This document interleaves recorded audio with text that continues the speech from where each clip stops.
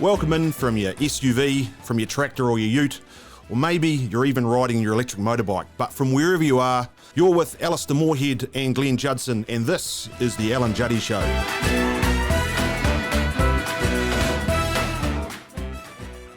Well, what we want to do is reach out and provide you some technical information on a range of agricultural topics which may interest you, but to do it in a different way. Casual and comfortable format that allows you to listen where you want and when you want. This is intended for general information, and for more specific advice, contact your local Agricom rep. Right, well, Alistair, you're looking great today. What are we going to cover in this episode of the Al and Juddy Show? Glenn, we're going to cover one of my favourite topics, and one you and I have done quite a lot on over time, and that's summer brassicas. Got a lot of history in this one, and it's got a lot of variation which suits our views on farm systems and strategic use of feed really nicely. So we're going to be going through how we actually link summer brassica to farm systems, which summer brassicas we have been involved in and what we're using to date. We're going to give examples of how they fit in farm systems, a bit of history about some of the work we did around grazing management and some of the really key and very classical take-home messages from it. We're going to hopefully cover off a few things to watch with summer brassicas because it's always not plain sailing. And we may do some practical tips on just getting things established in a reliable way as a finishing point. Well, that sounds like a really full program, and I probably want to start this with a story because, Well, you go for it, Glenn. Great podcasts start with a great story. And this is really a story around actually discovering offhand almost how brassicas fit into farm systems. And so it starts with me actually. I was looking, doing some work for some deer farmers, and we were doing a little bit of on-farm research, and we were looking at a lot of information on animals and looking at conception rates and weaning rates and how fast deer were growing to look at the productivity of these systems.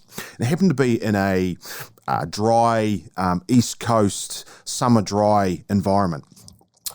And one of the things that stood out from that piece of work was there were some key times in a deer's annual cycle where if we intervened and were able to provide additional nutrition, greater intake, higher quality feed, we can make a massive difference in the weight of young animals being turned out of that system. And it just required intervention where we were looking for high quality feed in the middle of summer for these animals, because deer are quite seasonal and they are lactating, and their demand for high quality feed is in that summer period. Now, typically in the foothills and hills where they are traditionally found, that's about when spring arrives. But in a farming system, particularly in dry coastal areas, we've almost run out of feed at that stage. So we needed to be able to find a solution where we could provide these animals with the high quality and high amounts of feed, high allowances at a time where the environment it wasn't easy to do that in an environment. So I remember thinking about this going, the problem that we've got is finding a feed source at that time to get the benefits that we could out of those hinds. And the benefits that we were hoping was that we were going to get a greater milk production from them. So we've got these young animals growing faster because mum's got more milk, and also an early transition of those young animals onto dry matter. So they were having less milk and more high quality forage. And if we were able to do that, we thought by the time we got to weaning, we would have those animals would be a greater weight. So I remember getting on the phone to my good mate, which happened to be you at the time, probably still is. And what I asked was, I've got an animal problem and I need a agronomic, a forage solution. So what can I have, or what can I plant, what can I grow that gives me high quality forage, high volumes of it in the middle of summer? And so that's where we got to this idea of saying, well, it may be one of these annual brassica crops that could help us here. So maybe you could pick up the story from there and talk a little bit about what some of those other options were, but why we finally came to the brassica as being a really good solution. And the key there is that there's only a few things that can actually transfer, particularly in a summer dry environment, moisture that is most likely predominant in late winter and spring, but transfer that moisture as standing dry matter into a dry summer. And one of those details around the deer production system that you didn't quite nail in that intro was that actually when you set stock for deer for fawning or calving, you can't go back into the paddock. You can't mow it. You can't control it. And regularly they get out of control.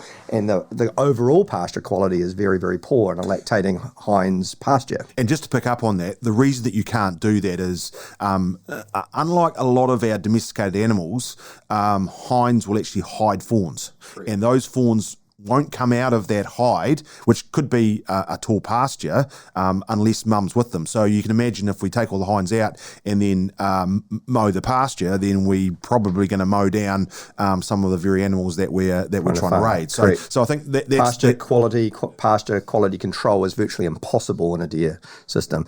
So we targeted using the spring moisture and carrying it forward with volume. And we also, because the stock tight, we targeted the structure of being able to open gates when the fawns became more active and actually come into the pasture and make their way into this high volume brassica. It was really interesting. And we digress already in this conversation, but what was really interesting is the fawns didn't grow faster, because the hind was an incredible buffer of nutrition to that fawn.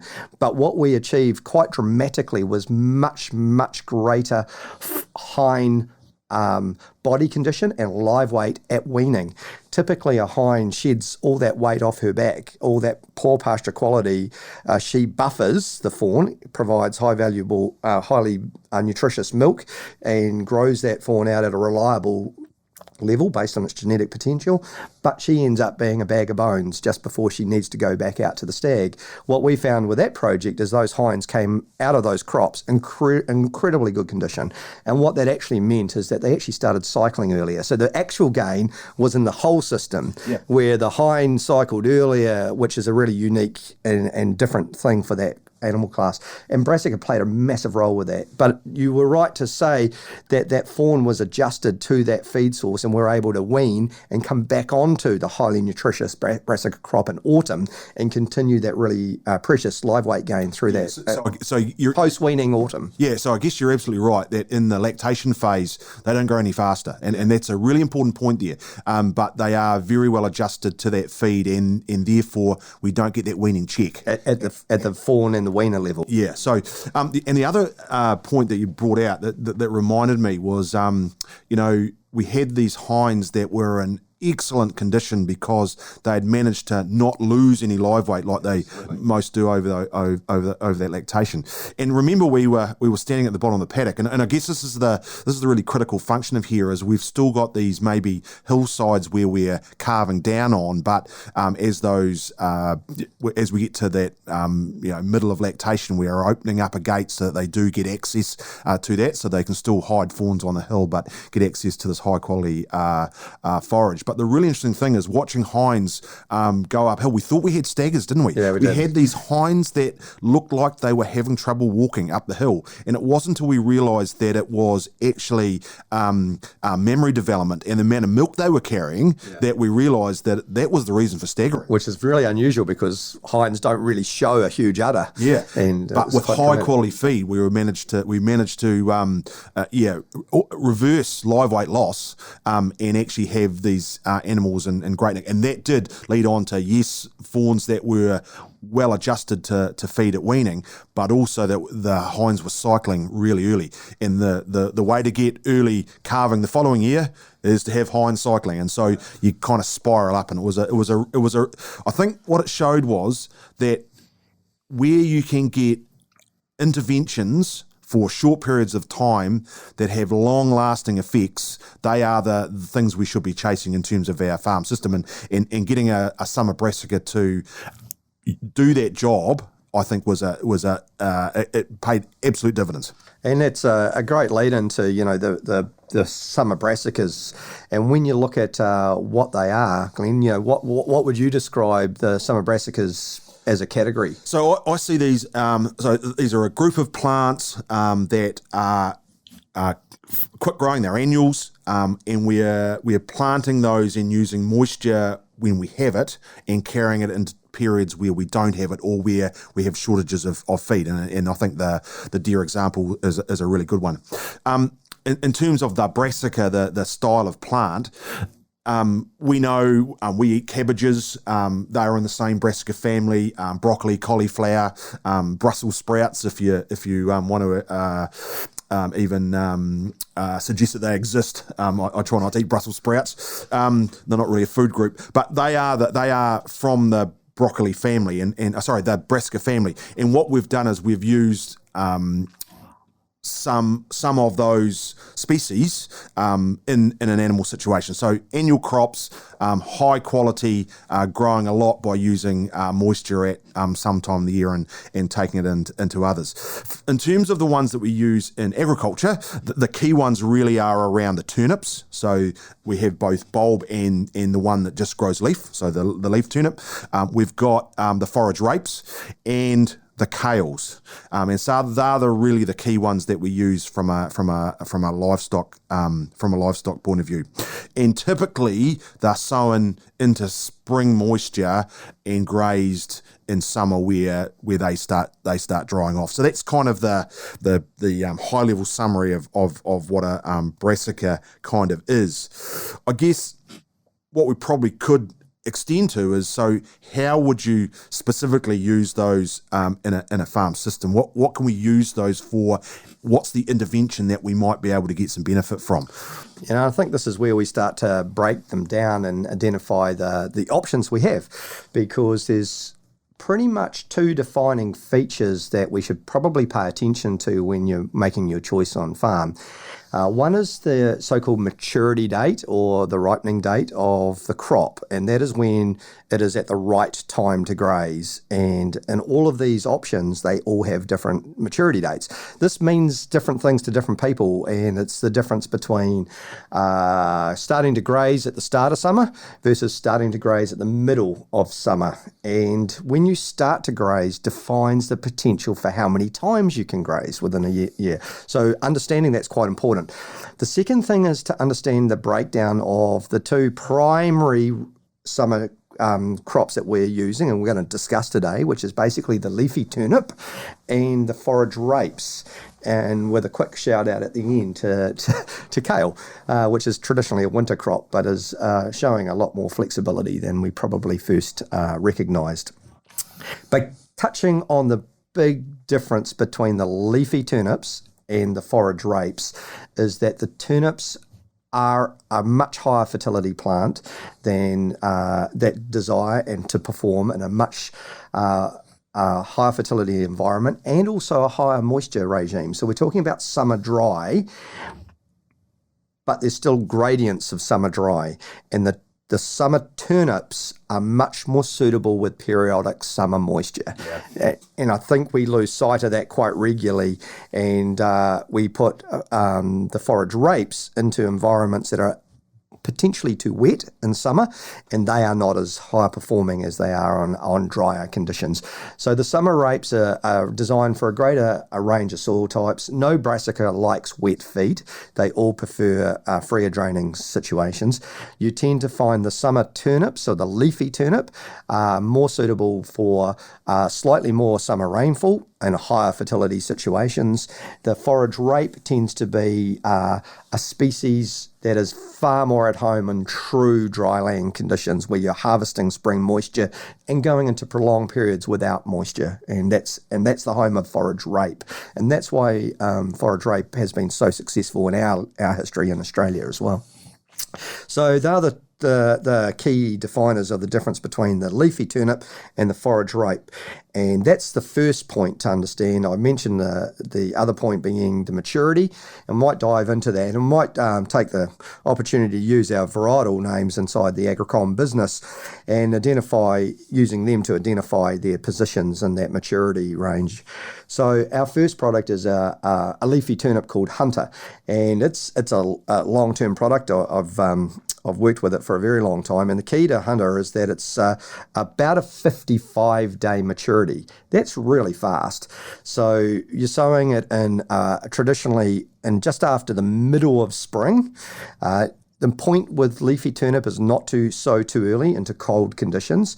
The turnip family has the propensity to bolt, and that means go straight to flower, if it's sown in conditions that are too cold. The key to a 55-day first grazing is that it is really genuinely designed for early feed requirements. If you leave it too long, and I think, Glenn, we sort of identified through a lot of our projects about 22 to 25 centimetres in height, probably the best part of about 2,800 kilograms of dry matter. That is the sort of target to start grazing, because the acknowledgement is that you have to start somewhere. It's growing extremely fast at that mass, and if you don't start, it gets away on you. It becomes a very bitter style of plant and takes a lot for animals to get onto it. Yeah, and I think the critical thing here is context around what's too late, because we're saying, we really need to be in at that 55 days. 65 days, in our experience, is getting too late. True. We do have this issue where lambs particularly, but other grazing livestock will take longer to get on this. You'll have higher residuals. It'll look like they want to eat something else. And so I think that stage of maturity, particularly for the leaf turnips, is around that 55 days, and we've got to set our systems up to be able to meet that pretty accurately in terms of getting the best out of this. And if I just put a wee note in here, can we come back to the leafy turnip, maturity, time to graze, and discussing animal adjustment and palatability and preference? Yeah, because this species is my poster child of where we give animals too much credit for what they want to eat, compared to what they should be eating. Yeah, I agree, and some of this comes back to that, or a lot of it relies on that maturity period, and so it's very important. So leaf turnip, we've got that. 55 days, fast turnaround, potential for between 2 and 3 grazings, and then it tends to run out of gas. I describe it as a battery. You can use it multiple times, but the reality is it does start to wear out. Turnips are not resilient species, as I've already described to you. They don't really like it really, really dry and really, really hot. They're quite susceptible to a number of insect pressures, and they do prefer higher fertility. But if you get your grazing management right, good 3 grazings is quite uniform, and Hunter is, with good grazing, good fertility, reliable moisture, Hunter's really up for at least 4 grazings in good conditions. Yeah, and I don't know whether it's my analogy, but I kind of have this thing called the finite yield theory, which means really that based on your environment, you will get yield regardless of sort of how many grazings, but it'll be, if you take 2 big ones, then it's over, or you could take 3 moderate-sized ones or 4 little ones. Most of these things all end up working out around between 10 and 12 tonne, depending on your fertiliser, fertility regime, soil and rainfall moisture. The cool thing is that you can actually get that 10 tonne in a dryland environment. But if you're in a high rainfall environment, you get that 10 tonne in a different way, and that's in multiple fast grazings, but you then run out of gas. Right, so for those, I'll just give you a mental picture for those people who are trying to think what a leaf turnip might look like. Think kind of almost like a parsnip root with a crown that's growing, continuing to grow leaf back, like a turnip, but it's the leaf is what we're after. A relatively soft plant, so if you do eat the bulb and you chisel out the bulb through overstocking, you will lose plant number, and that's where the grazing becomes it starts to decline with time because fundamentally, if you overgrazed, animals will preferentially take out a few bulbs, and before you know it, you don't have the plant number to make it an economic. Right, tell me about the forage rapes, because they're probably the next in this continuum of maturity. Well, I've had a long history with the early maturity forage rapes, and that category is represented now by main star forage rape for us, which is pretty much a 75-day maturity. You can see there's quite a gap there of at least 20 days over the leaf turnip, but that is still considered very early maturity. Now, the key to this type of rape is that fundamentally you can leave it beyond 75 days. There are no real hard, fast rules about that. But the reality is it will not accumulate as much growth as the late maturity rapes that are more like the 90 to 100-day rapes. So technically there's a shorter style rape varieties, forage rape varieties, and they just don't continue to accumulate the same as the late maturity types. When we discuss maturity, it flows on to a discussion later regarding some of the animal health issues that we can face with summer brassicas, and that defines maturity and ripening a little bit. But the real key point here is that main star, we're confident that traditionally it's ready to be grazed quite regularly around that 75. And what are the things that might push that maturity period out a little bit? So delay maturity for like. It's really, really important to understand this because the North Island of New Zealand suffers this from quite regularly. Technically, the only true rape environment in the North Island is the East Coast, the dry and hot East Coast. The key is we've suffered from longer summer dry periods, which makes more of the North Island more suitable for rape every year. However, still many of these environments are 800 to 1,000 mil rainfall or above on real terms, which means that for periods of time they get their normal rainfall, which also means these rapes don't stop growing in deep fertile soils with constant rain. And so suddenly you get them behaving outside their norm because they're actually outside their traditional area. And that is the traditional home of the leaf turnip, the fertile summer moist environments, or periodic summer moist, whereas the rapes absolutely excel in the lower rainfall summer environments. And that's a really nice definition, is due to prolonged periods of dry and changing environments, forage rape has been used into wetter and wetter traditional wetter environments, which means that every now and then you get your normal weather conditions, and the brassica, like forage rape, isn't always ideal. Yeah, and I think I've got a story about that I think illustrates that really, really well. And that was a farm that was traditionally summer safe, used grass all the way through the summer and had good legume content.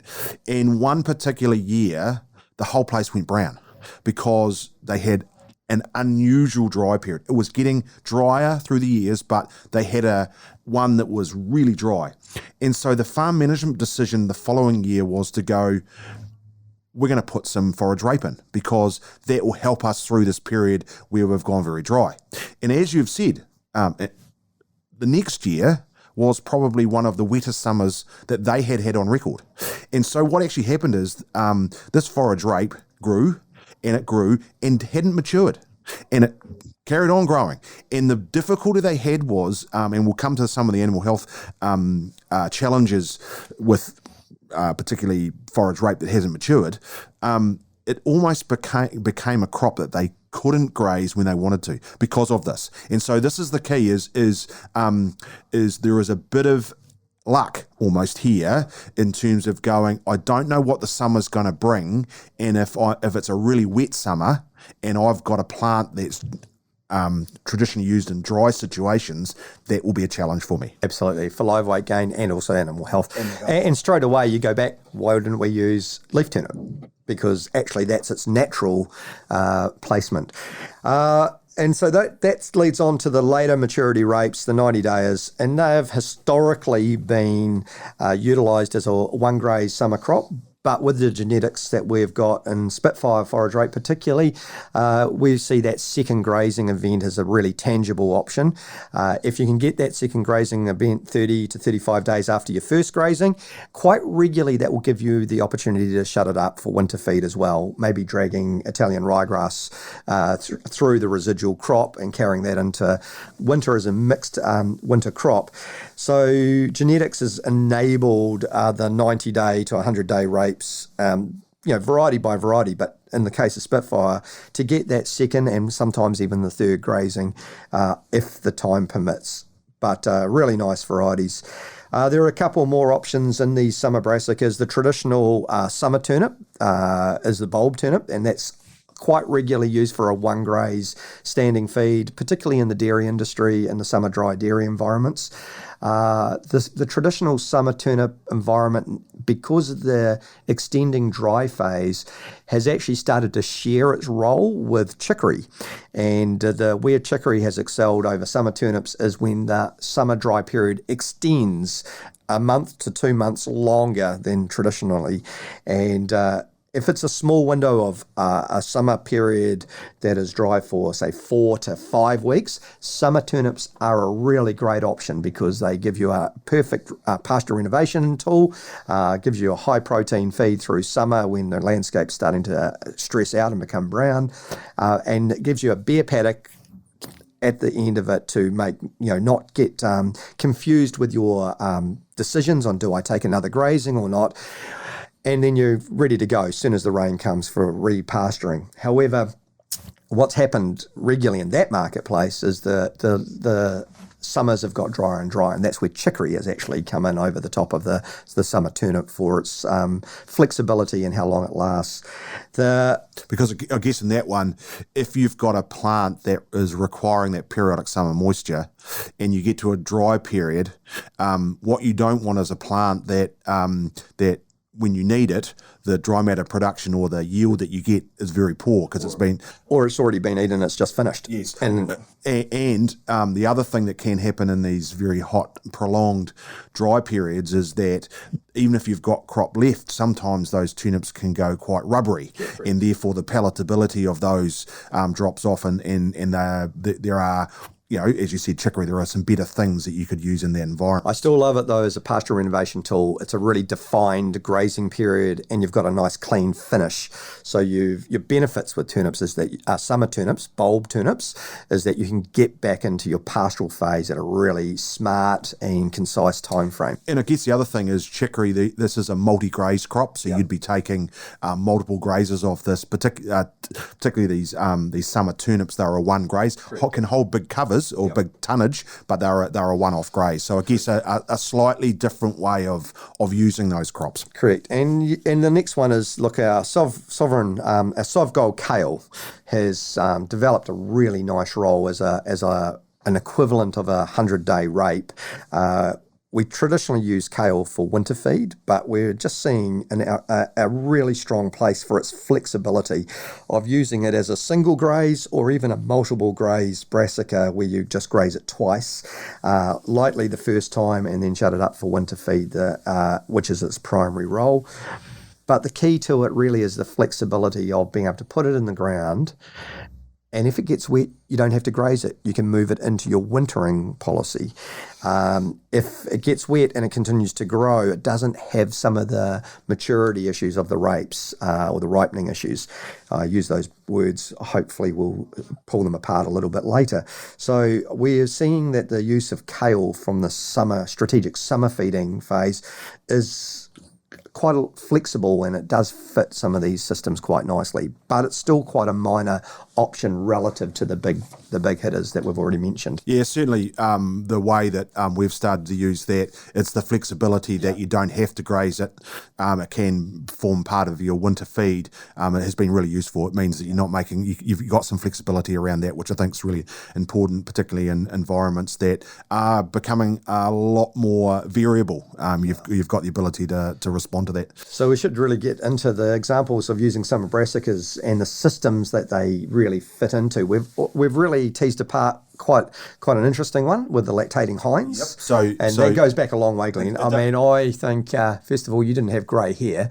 And second of all, we both looked a lot younger. So I think when we did that, that would have been the late 90s. I'd like to think those two things 2000s. I'd like to think those two things are actually correlated. Me being younger and not having grey hair, but you're right. Yeah. Some work in that lactating hind thing, and just to recap that, so the benefits that we got out of that was providing feed in a dry summer to animals that were really responding to that. In a whole farm system, and the ability to have a crop that we didn't have to control quality on. We could open up, which is a requirement of those lactating hind systems. And it had long-lasting effects. You know, that hind body condition meant an earlier mating time frame, which meant that the fawn in the future was born weeks earlier, achieving 500 to 600 grams a day on mum at the very start. So 14 days at 600 grams a day is quite a big deal in the deer industry. And if we were actually going to make an advantage in weaning weights, obviously genetics plays a massive role, and the breeders are doing an incredible job with deer in New Zealand. But if you can fawn earlier, you've got that guaranteed extra live weight at the start, which flows on to weaning weights at the end. So the other way we use this, and very popular, is around finishing lambs over summer. So we've got lambs born in early spring, and then we wean those, and this is a crop that we can get lambs onto over the last parts of spring and into early summer in terms of achieving high live weight, ready to hit our target live weights when we might sell those. So what are the benefits of using a brassica crop in that situation? Yeah, well, again, it's the guaranteed quality feed. So I think, and there's so many farming businesses that are out there, they have to still make up their minds. Are they store systems or finishing systems? And when we get back to the productivity and the profitability of using summer crop for finishing, it's really important to recognise the biological system really does work. And I use that terminology because it's the financial system that normally defines your personal experience with using, investing in, creating a cost structure around putting in summer crop and trading lambs through a summer crop. So quite regularly, if your margins are low, you require high turnover, and sometimes the profitability is marginal in summer cropping. So you have to be fully aware of that when you go into a summer cropping regime. The big point being is there's very little else in your landscape that you'll be able to do this on. And so your actual alternative options don't really exist in summer dry or periodic summer dry environments. You could certainly lamb finish on lucerne. You've got other options, but brassica forms this really strategic position in lamb finishing. Got a really good story about this, and this was when we were doing some of the work around allowance, which we're probably going to get to later in this podcast. But I remember we were buying the earliest of lambs out of the sale yards, and we were using that in our allocation research. And as you say, the biological system was working really well. We were at times regularly hitting group averages of 350 grams a day. Animals were growing very quickly. We had high stocking rates. These were very productive systems, and we were buying lambs doubling their live weight almost, right, and making less than $5 a head. And it wasn't because the system was broken or there was something wrong with the system. It was the fact that our buying and selling policy reflected that the problem there. And so it still comes back to the fact that in terms of margin, buying and selling policy, what you buy them for and what you sell them for is still critical in terms of that financial, but is quite clear that from a biological system in terms of the fastest and the most the productive way of getting small lambs to be big lambs are on some of these brassica crops. And that leads on really nicely is that it's not always the outright, the easiest thing really to model, to be quite frank, is margin. And so selling lambs is a really easy thing for people to respond to. That's why it's worth us touching on this separation of the biological system using summer brassica works with lambs. Whether you're making money off it is very much dependent on your buying and selling policy. However, then it gets much more complicated because growing out ewe lambs, replacement ewe lambs in a dry environment, brassica is second to nothing. It really does exceptionally well. It's guaranteed feed at a time. You can't guarantee everything else is growing if there's no moisture in your landscape. So developing young lambs into well-grown out ewes and giving yourself options for the next productive time frame is really significant. The other thing that we've seen with time in the sheep industry is the flushing of ewes through dry autumns. So again, you've got other powerhouse species such as Lucerne that may be available at a time when the landscape is brown. You might have Lucerne in your environment, but you may not also have that. And Brassica is an outstanding species for flushing ewes prior to mating and moving their body condition forward. Supplementing dairy cows, again, we've discussed the role of summer turnips in this category, but I think there's probably an emerging role for both the forage rapes as those landscapes get drier, and also using a one-graze kale system with the dairy cows as well. I think is going to be an emerging system for both summer, but also for early autumn grazing as well.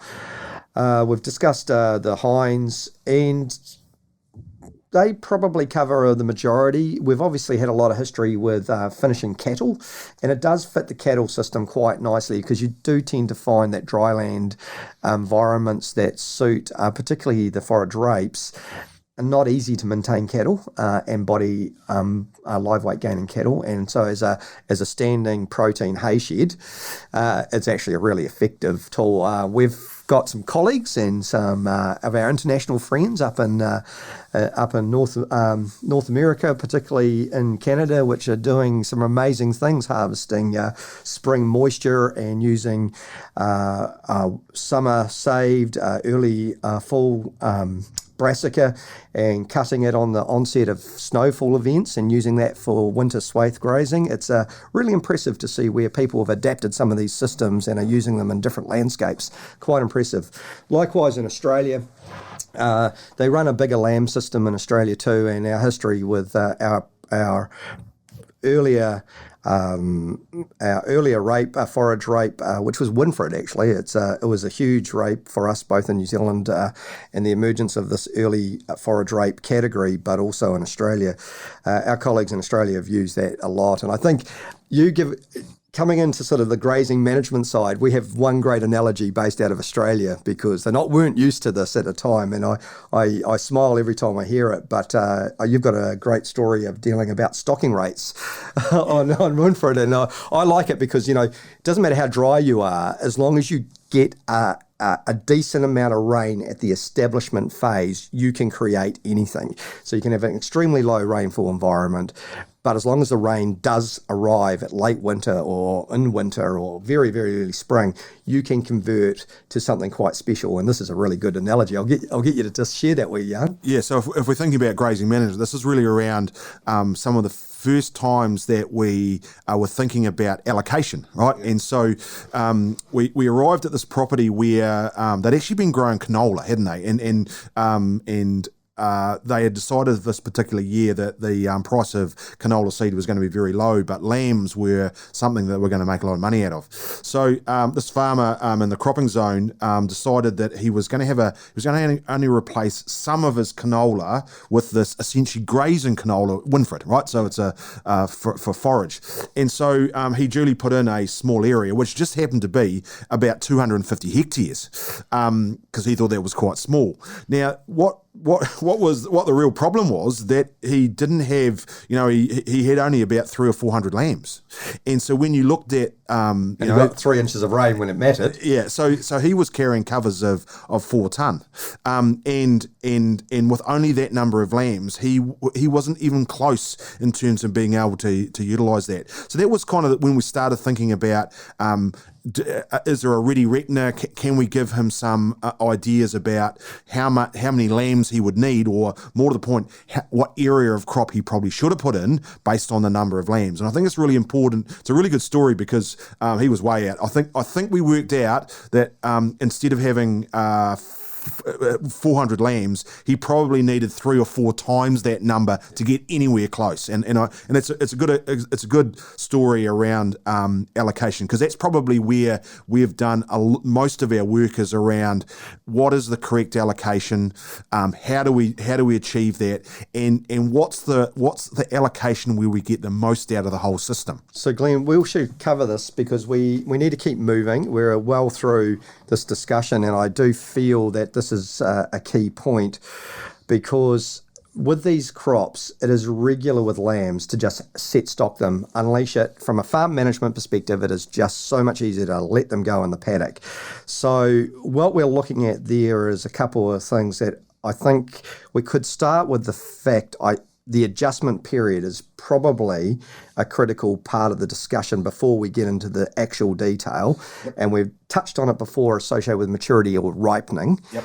So obviously, if you've got some lambs that have been, let's say they've been out grazing perennial ryegrass, and we want to move them to one of these summer brassica crops. Now, we've got to recognise that those two forages are quite different in terms of their makeup, and it's going to take some time for any grazing livestock, but let's talk about lambs here, to make the transition from having rumen bacteria, a full diet of grass and fibre, through to a brassica diet. And so we've just got to allow that to happen over time. So typically what we would say, we go through this transition period. And so what I'd be doing is sometimes we do that in time. So we put these animals onto the crop for a short time so they can start getting used to it, and then we can put them back in the paddock. But at some point, what we actually need to do is get them onto that crop and not let them come back. And the reason that we need to do that is because although brassicas are high quality and they grow huge amounts and they're very useful in a summer dry point of view, they are probably at the bottom of the preference spectrum. I will hold you up there, because it's actually not all brassicas. The leaf turnip particularly is far more so than the rapes, the forage rapes. The forage rapes are actually quite palatable, and unless there's some soil interaction, the reality is they're quite palatable. But the leaf turnip couldn't be more different. So I guess what you're describing here is what we would say is the leaf turnip's a little bit the way I view Brussels sprouts, right? I really, it's at the lowest, on the lowest part of the spectrum in terms of preference. And so what we've actually got to, at some point, is lock these animals on and force them to eat it. So it's one of these situations where if they didn't want to eat it, if they could not eat it, they wouldn't. Yep. But actually, when they're on it, they're actually growing really, really quickly. And it's really good for them. Yep. So I use this as an analogy, and some farmers listening will actually, probably not agree with me here, but I use this as the best analogy to highlight, like humans, you don't always do what's right for yourself. Yes. Habits and everything, and we give animals quite a high level of credibility associated with they know what's right for themselves. But for example, with leafy turnip, it is this high quality forage. But it does get bitter with age, and we've already described that. However, you open these these lambs, fully weaned lambs, up into this leaf turnip, and it's a little bit too mature, so it's gone bitter. So those lambs will spend all this time eating forages all around the outside of this paddock that carry L3 parasitic larvae that are going to damage them over time and create problems for them. Endophytic ryegrasses that are in amongst the fence lines and all around the outside that could give them staggers. Grasses and other plants that will be creating live weight gains at about that time of year of about 80 grams a day.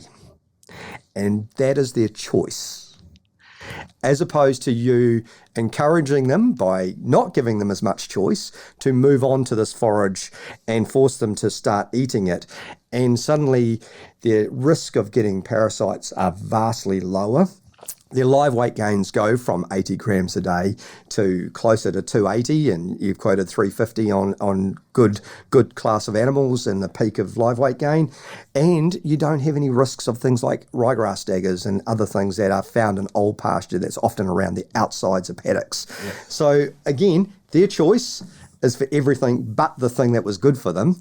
Our job as managers is to actually ignore their choice and get them to eat it, because we know that it's going to be, one, economically more important for us, but actually it's going to be good for them. Yeah. And so I think if we just unpack so we've gone through this transition phase, we've got these animals on. Typically, although set stocking is easy, I actually like a rotational system, and that might be as simple as putting one fence or maybe even two fences up across the paddock to split it into 2, 3, 4, however many. Or 2 or 3, 4 paddocks. And so what that allows is that if we're rotating around, we're eating through that crop and then moving on. And what really surprised us, we've done a lot of work in terms of, what's the most appropriate allowance, what's the stocking rate there, how quickly do we move on. And the one thing that sticks out for me above anything else is it's where you grow the most forage. So this is not actually even about the animal, which is a bit mortally wounding to me, Alistair, but it's not about the plant. These systems, the most productive system is where you grow the most forage, because where you grow the most forage, you'll have a higher stocking rate, and it's actually stocking rate that pushes these along. If you've got more animals per hectare, then you will have a far more productive output than if your stocking rate drops. And so it's not really about the speed of growth of the animals, because they're all pretty high. It's actually about the number of animals you can get on there. So draw a picture. We did this with chicory. We had a regrowth radish in the day, leafy turnip, and early maturity foragey rape. And we did an allowance project associated with giving them different allowances ranging from about 800 grams, or was it 1 kilogram? Yeah, we went right down. This is a lamb. Yeah, we went right down to essentially if they ate everything in the paddock, they would just be at maintenance. Yes. So you can imagine they clean these things out right to the boards. In fact, we had some fence posts that went missing. We think they might have been that bad, Glenn. right up to luxury feeding, where it was difficult to actually see where they'd been. And so what we found there is that we're getting the maximum performance out of our crop for the leaf turnip. That's where we're eating 2/3 and leaving about 1/3. So we're not eating more than that, because if we're eating more than that, our growth rate slows with the animals. In the forage rapes, it was really interesting. The kind of the take-home message there is, if you can eat all the leaf and halve the height of the stem, and if you're in a rotation and that's what you're leaving, then one, your animals will be growing very quickly, but two, your crop's growing really quickly behind you.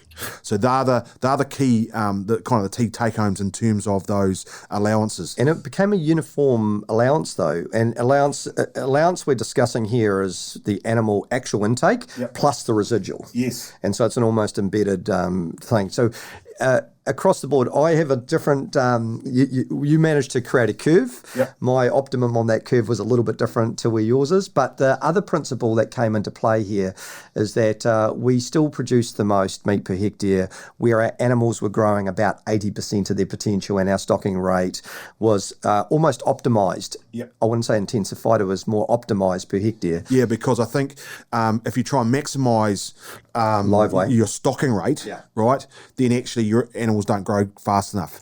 And so it's really about optimising stocking rate. And you're right, what was very interesting was for both the leaf turnips and for the forage rapes and for the chicory, that was about the same, where each individual animal was, as you're saying, growing about 80% of what we thought its maximum was because of the stocking rate. Yeah. And what was your figure? I'll tell you mine. That was our sweet spot. I think my figure for those young lambs in terms of allocation per lamb was around about 2.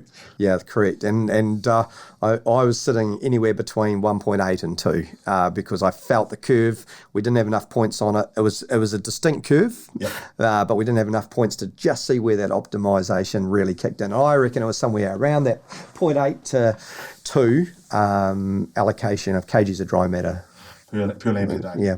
Now, I guess we can't... Things to watch out for, Yeah, Glenn. I really need to get onto this because I don't want to leave without it because it's quite important. So we do need to cover the things that we should be looking out for in terms of maybe some of the challenges. And remember, we're mostly dealing with summer brassica here, so we've already... and I might start, actually, because I've used two words today. One is maturity and one was ripening. In my opinion, they're interchangeable, but what do they mean? And again, I think it's very subtle. But if I was to share my view of maturity is when it stops growing, when a plant stops growing. And we've discussed environments where the plant doesn't stop growing and therefore it's hard to reach maturity. But it's where I believe a plant hits a ceiling yield and doesn't really want to move on. And that's genetically based in the different varieties. Ripening, I still perceive, is where secondary plant compounds are sitting within the plant and they are becoming more and more safe to graze. And so I see one is it's reaching a ceiling yield, another is a ripening where the secondary plant position is actually at a place where a plant may be safe to graze. Now, the primary thing with so-called ripening, which is interlinked with maturity, is photosensitivity. And what are we dealing with there when that happens? Yeah, so the mechanism behind that is what we see in the paddock is these animals and they've got it's like sunburn, so we've got scabs on ears. This could move to other parts of the body.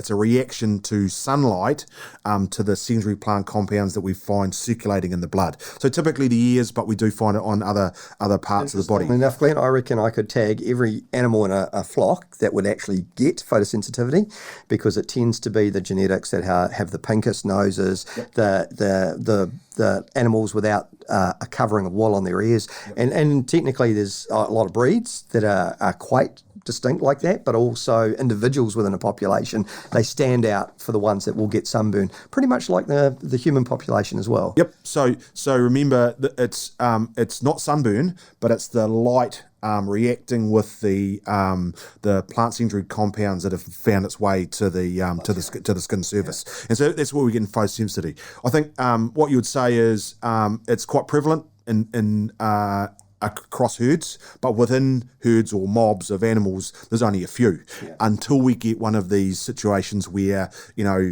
we've got issues with half the mob or the herd, and that's because we're right away from the maturity issues that may have been delivered by the environment. So that's photosensitivity. What I would say is watch that. The key thing for those animals is I'd be drafting them out, and I'd be getting them into some form of shade and off that crop. And as long as there's only a few of them, you can continue to quite safely graze the rest of the crop. There are some animals that are more predisposed, as you've pointed out, to those. Where we've got large number of animals, that's probably a case where we do need to get that mob or herd off, and we need to wait for that crop to then reach a stage of maturity. So I think photosensitivity for summer brassica is one of our big ones. Nitrates is the amount around nitrogen use. You shouldn't really put nitrogen on and then graze within 20 days prior to that. And in regrowth crops, applying nitrogen is appropriate, but just don't do it. Don't come back to the crop within 20 days because your risk of nitrate poisoning is high. Bloat for summer isn't really a major risk in my opinion, but with cattle and summer grazing, you should make sure your clostridial vaccines are all up to date because you are dealing with a high quality forage, and we do tend to find that clostridials can actually be a big deal with cattle. Yeah, and so I guess that's the bit, nothing to do necessarily with the brassica, but if you are intensively grazing, strip grazing, you do have high stocking rates, you will have a high degree of fecal contamination, and as you say, you're dealing with a crop with high water-soluble carbohydrates, just exactly the right environments for some of these things to get out of control. Just before we will finish, I'll just leave a few parting tips on about getting these things established. This is really going to be a very quick overview, but I would always ask everyone to remember about creating summer crops is that we are actually trying to get something established using spring moisture and then take it into dry summer conditions. So by definition, we're quite close to it going dry. Yeah. And I think people must understand that there are some unconditional timings that you, in a dryland environment, you should always adhere to, and recognise that going too late is a great risk of failure, because fundamentally you're getting closer and closer to the dry phase. So a couple of things are really super important, and seed bed preparation and soil consolidation is a really big deal leading into summer cropping. And fundamentally, if you go dry after establishment, good soil consolidation in a fine firm seed bed is a really essential thing. This is a brassica, just like horticultural brassicas that we use to eat. They require good seed bed preparation and or good establishment conditions. They can be direct drilled, but with direct drilling, it is going to be essential to apply phosphate and nitrogen and have a component of that down the row with the plant at establishment, because brassicas respond to phosphate. The root structures are much enhanced by having good access to phosphate. They are heavy nitrogen feeders, because you've heard me mention, we've talked about leaf quality, but the real key is that in a brown environment, they're full of protein. Protein's nitrogen, and you need to feed them to get the forage quality and quantity. Be aware of insect controls, particularly at establishment. It's quite difficult in summer because you're actually actively grazing where possible, so get on top of some of those bugs by grazing. But where that feed is really important to carry forward, don't be afraid of using the correct insect control for the species that you've got present. Weed control, you tend to find again with these grazing types, it's the establishment weeds that you need to be aware of, but the reality is you are grazing quite quickly. So again, it is only when you've got severe pressure. The key with these multi-graze species is they have got an opportunity to be mixed with other things through summer. And we've had great success with sowing our ecotane under leaf turnips and regrowth rapes. We've had great success with our choice chicory under this, and we've actually had great success with relish red clover, using them as companions to multi-graze brassicas. But they do change your weed control options, and they do provide other decision processes, particularly when it comes to autumn, is how you manage them, but they have been truly successful. Right, well, I'm going to ask you a challenge now, Alistair. Listen, I've really enjoyed our trip through summer brassicas, some old stories from days gone by, but I'm going to set you a challenge. Do you think you can give us 2 or 3 key take-home messages people should be thinking about when they're thinking about summer brassicas? Oh, that's a tricky one, Glenn, considering we've just chewed through so much time talking about them. 3 key messages. Yep. Know your summer brassica and get the right one for your forage need, your farm system, and your climatic variability. One of the key points I would take from the grazing management side of it is that the brassica, when it's in the correct condition, will always deliver a consistent animal performance. Your job as a manager is to actually grow as much brassica as possible. Therefore, grazing management is focused on enhancing the most growth as possible. So giving yourself the cleanest regrowth phases will maximise your yield. So the true economic return from summer grazing is that can you move from the 10-tonne barrier, which you may capture by 3 or 4 grazings, to 12 tonne. And suddenly the economics of summer brassica becomes really attractive. And you can do that through good grazing practice and good nutrient management. And the last one is probably getting your establishment right. You're about to establish a really valuable asset in the form of a summer crop in an environment where you could really need it. Getting your timing on the mark, that you're not getting too close to the dry. You get a crop fully established before you go dry. You don't go too late. And in some cases, you don't go too early because it requires good temperatures to drive that. Timing of establishment will deliver you a strong outcome. Good seed bed preparation, good consolidation. So those 3 things would be my... Thanks, Alice. Gee, is that the time? I've got a appointment at the vet. Poor old Jack, he got kicked by a bull, so I better go. Catch ya. See you, Juddy. Bye-bye.